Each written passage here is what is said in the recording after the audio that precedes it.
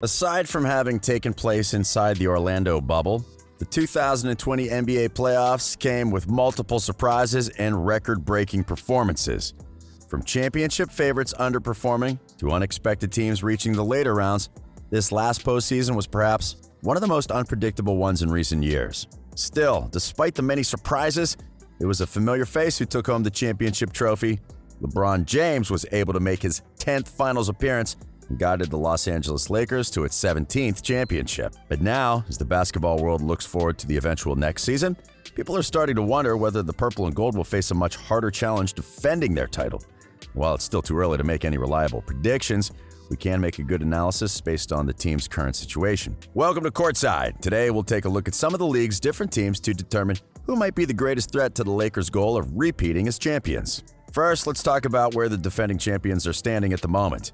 Before the start of last season, the Lakers were looked at as one of the best teams in the league and were among the favorites to win it all, but they were not the clear favorite in most people's eyes.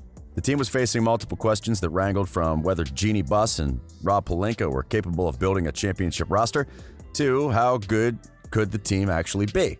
Given that James was coming off a major injury and the team had to integrate multiple new players, some of these questions were valid. The fact they brought Frank Vogel as their new head coach and Anthony Davis as their second superstar also meant that it would have been reasonable if they needed a few weeks or even months before they started playing at their best.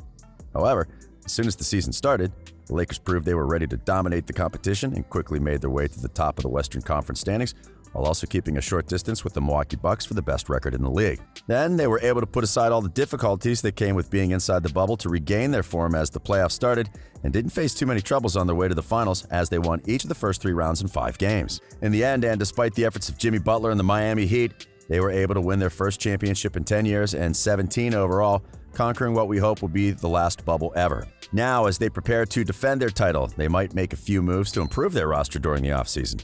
But as long as James and Davis are on the team and are capable of remaining healthy, the Lakers will be the team to beat during the coming season. Still, repeating is never an easy thing to do. To name an example, the San Antonio Spurs weren't capable of winning back-to-back titles despite winning all of their 5 championships in the Tim Duncan era. During that same period, they only managed to reach the finals in consecutive seasons once.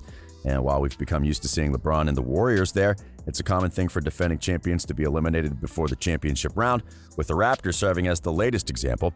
But aside from the fact that winning consecutive titles is a difficult task on its own, things could get even more complicated for the Lakers if multiple teams manage to get better by the time the next playoffs come around.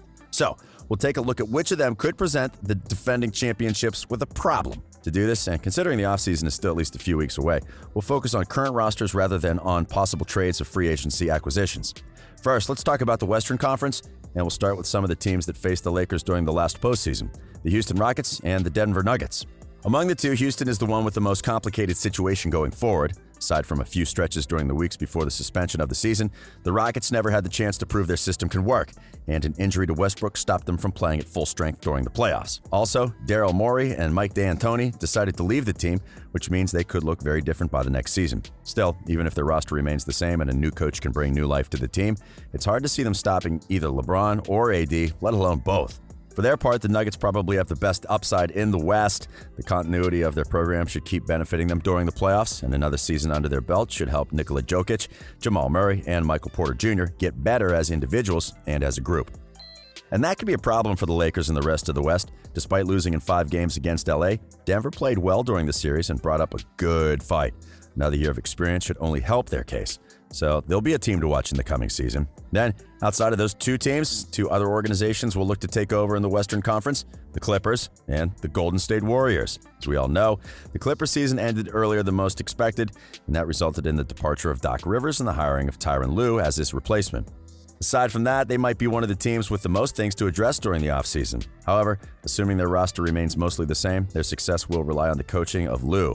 As Rivers and most of the players said after being defeated by the Nuggets, their worst issue during the playoffs was their lack of chemistry. Fixing it should be the main priority for their new coach. To Lue's credit, he has recent experience as the coach of a championship team, and to the Clippers' relief, that team had LeBron James and Kyrie Irving as their main stars, which means he knows a thing or two about how to make superstars fit together. If he's able to help the roster figure things out, the Clippers will be one of the favorites to win the title once again.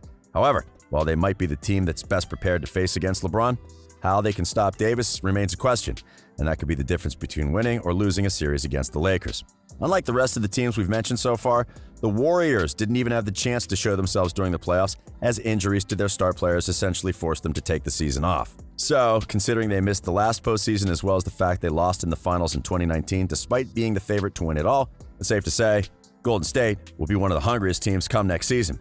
This time around, their star players should have gotten enough rest after making 5 straight finals appearances, meaning that Steph Curry, Klay Thompson, and Draymond Green should be able to play at their best.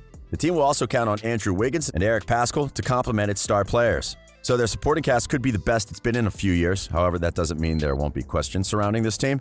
Much like the Clippers, they don't have someone that can stop Davis. And a series against the Lakers means LeBron will be able to use everything he's learned from playing against them once again. In the end, this team should be among the favorites to make it out of the West, but the loss of Kevin Durant could end up being too much for them to overcome. Now, we'll take a look at the Eastern Conference, where things remain wide open since LeBron decided to take his talents to LA. We'll start with the defending conference champions, the Miami Heat. Assuming their roster remains mostly the same, the Heat should benefit from another season of playing together. In particular, their young players should be all able to make improvements to their game. The current state, they're already one of the most complete teams in the league. However, 2 things will be playing against them next season: their lack of star power and the fact that opposing teams won't underestimate them anymore. The second thing is one that shouldn't be too troublesome for them, as they've learned to deal with most situations. However, the shortage of star players could put a ceiling on their roster. While Jimmy Butler had an incredible performance during the finals, he's not capable of winning a championship alone, and it seems like he's not comfortable being their main offensive option on a daily basis. So while this team could very well return to the finals and put up a fight, they might not be able to defeat the Lakers unless one of their young players turns into an elite scorer. When it comes to the Milwaukee Bucks, there's not too much we can say about them. Their success in the coming season could depend on the moves they make during the offseason. So unless Giannis is capable of transforming his game, or Mike Budenholzer takes a different approach with his team's offense, there's no point in analyzing how they might fare against the Lakers, given that's very unlikely they make it to the finals as currently constructed. For the Philadelphia 76ers, their success could also depend on the moves they make. However, the biggest game changer at the moment should be Doc Rivers. The Sixers roster is arguably one of the most talented ones in the league, but their fit is not necessarily the best, and that starts with their star duo of Joel Embiid and Ben Simmons. So Rivers might need the front office to make some changes so he can make the whole roster fit together. However, he'll be judged based on whether he's capable of making Simmons and Embiid a solid duo when playing together, regardless of who's around them. If he's able to make things work, the Sixers could be in the conversation for the title and could have a chance of winning in a potential matchup against the Lakers.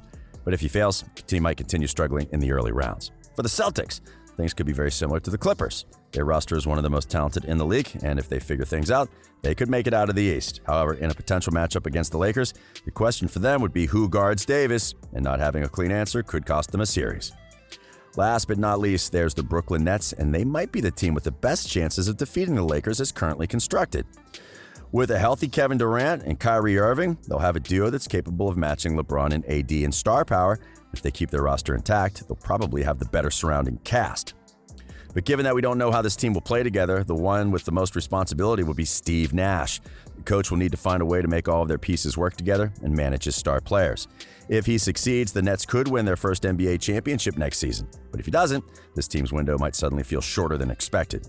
All in all, despite being too early to reach any solid conclusions, it's looking like the Lakers could have a good chance of repeating at the moment, especially considering their main threat could be a team that hasn't played together yet. Still, that doesn't mean they'll win it all once again. When the free agency period begins, any of the teams we've mentioned could make a move or two to improve its chances to win it all.